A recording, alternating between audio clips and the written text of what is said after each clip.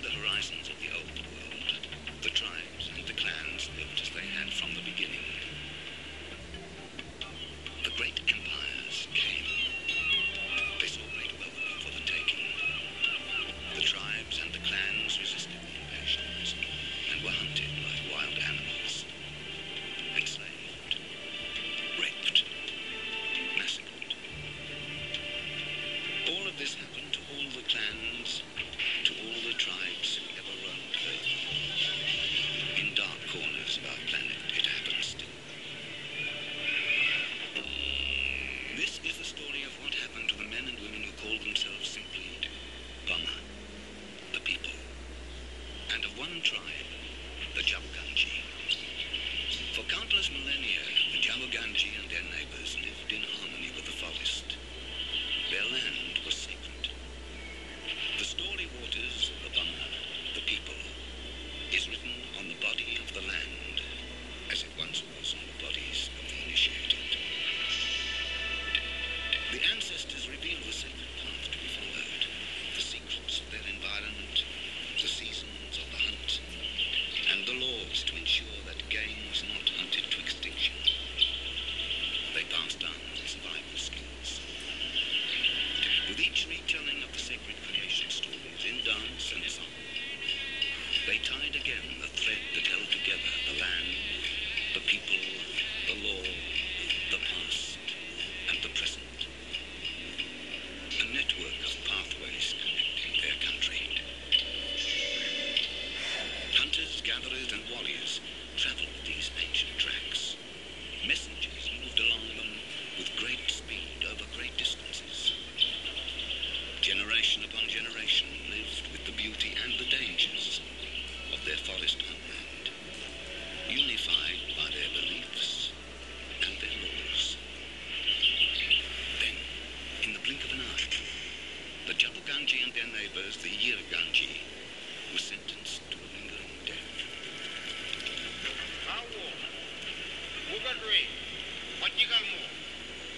I am Bugal, of the Bajigal clan.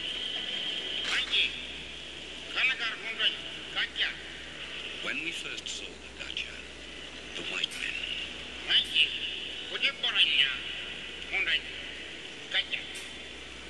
we thought they were spirits.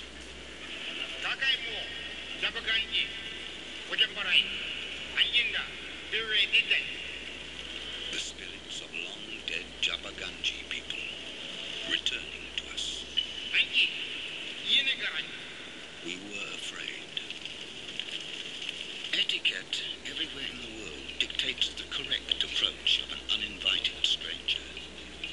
There was a correct etiquette to be observed when approaching, uninvited, the land of the Bama. Protocol demanded a challenge and its acceptance. Carl Lumholtz, Norwegian scientist and traveler, wrote, "As soon as our men halted, 3 men from the hostile ranks came forward in a threatening manner, running forward in long elastic leaps. They jumped like cats and fell down behind their shields. They came within 20 yards of our men. They halted." Shooting a snipe has an innocent ring to it, obscuring the true description: cold-blooded murder. The Tjapukai and their neighbors were given new names. No longer men, women, children. They became niggers, gins, pickaninnies. Wunyami, now known as Green Island, place of the haunted spirits.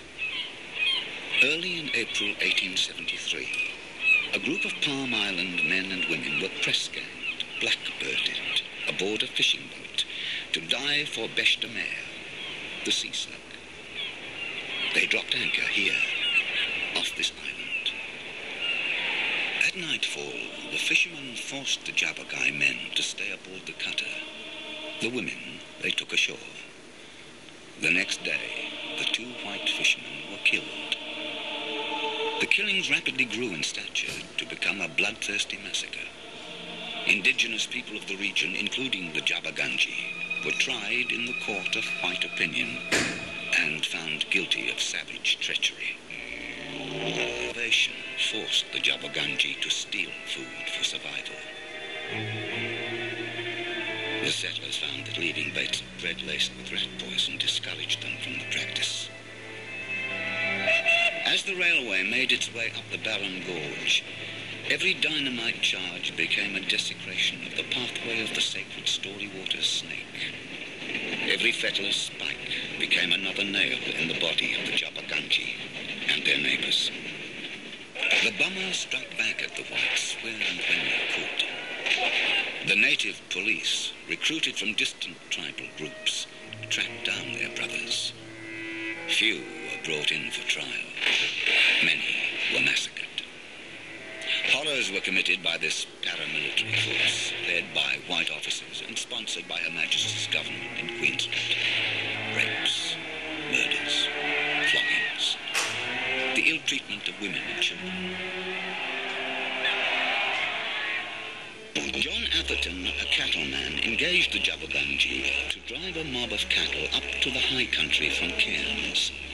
He promised them a bullock as payment. The cattle were duly delivered, and the men returned to collect their bullock. Instead, Atherton tried to give them a horse. The Tjapukai were outraged. Atherton had cheated them, so they took their bullock. Atherton called in the native police. Meanwhile, the Bummer were preparing a feast. The bullock was butchered, and the prime cuts were placed into an earth oven to bake. A young girl, we only know her by her Gudger name, Buttercup, burnt her hand on a hot stone. An older woman led her to the river to bathe and soothe the burn. Rifle shots reverberated through the bush. The two looked back to the camp and saw to their horror the native police firing into their people gathered around the oven. Men, women, children fell in the hail of bullets. Terrified, Buttercup and the older woman fled. The price for a Tjapukai life had now fallen well below that for a bullock. Because they didn't want us to go to the mission. There were no house built yet. Only a sheet of iron and a grass humpy.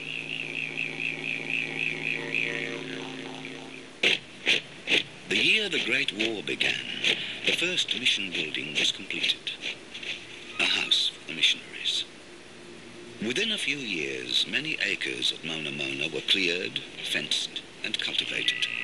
A sawmill was built, and the Bummer broke their backs felling and milling timber, building houses for missionaries, and a dormitory for boys and girls, isolating them from their families in the humpies.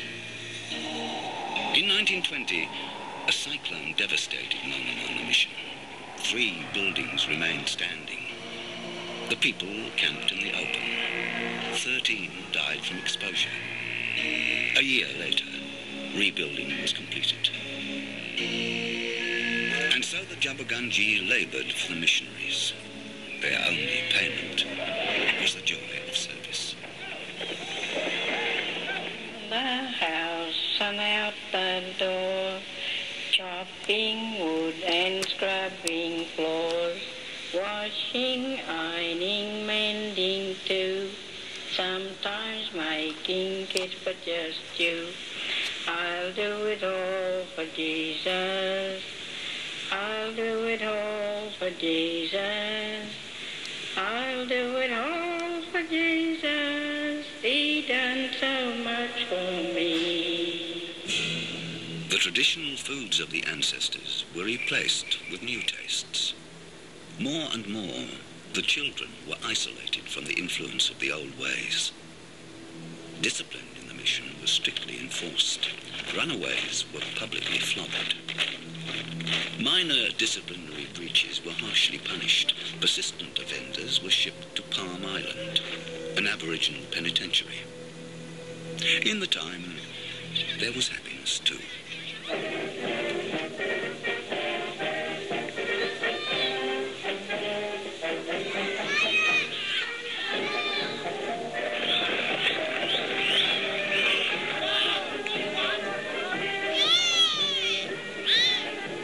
Then 1992, the people of the forest saw their world collapse yet again.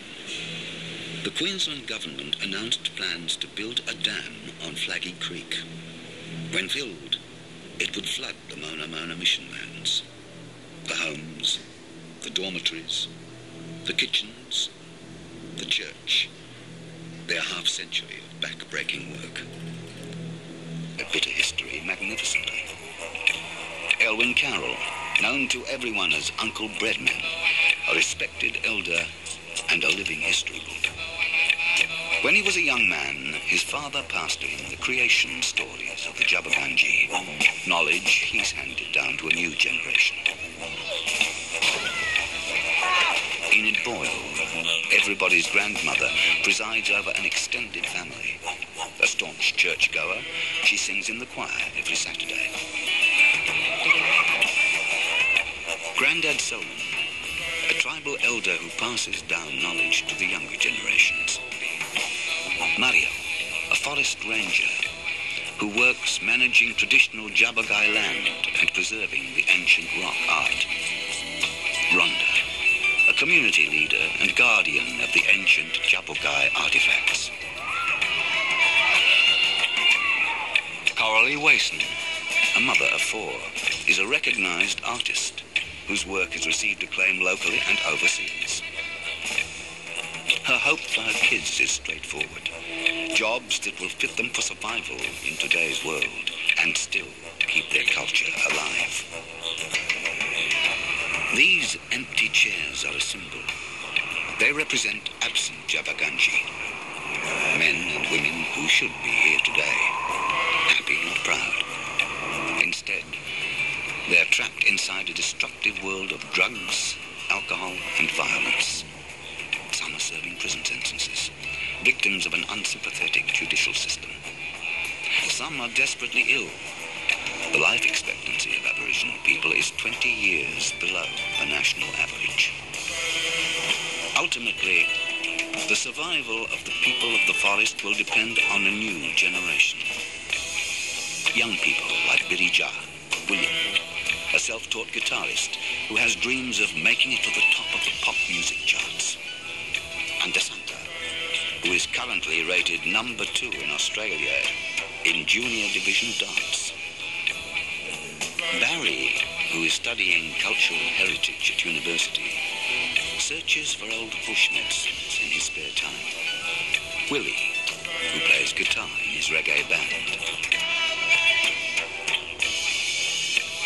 And little Trent, a baby who just wants to sleep. A decade ago, Tjapukai was a near-forgotten language. Today, it is being resurrected. A new generation can communicate in their mother tongue. The story waters can be told again in the language